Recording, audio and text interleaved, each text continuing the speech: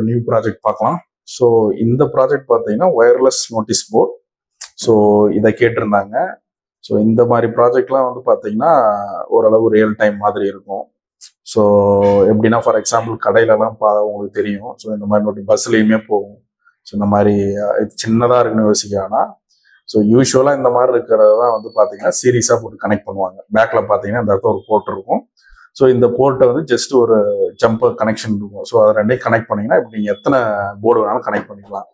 ஏன்னா wireless notice போர்டுன்னு பார்த்தோன்னே என்ன சிம்பிளாக ஒரே ஒரு போர்டு இது எப்படி ஒயர்லெஸ் நோட்டீஸ் போர்டு நினச்சிக்க வேணாம் யாரும்.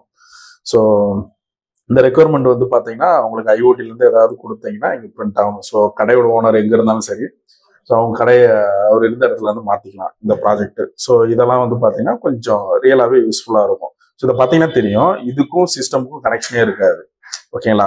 இந்த ப்ராஜெக்ட் எக்ஸ்பிளனேஷன் பார்த்தீங்கன்னா ஒரே ஒரு நோட் எம்சியூ தான்.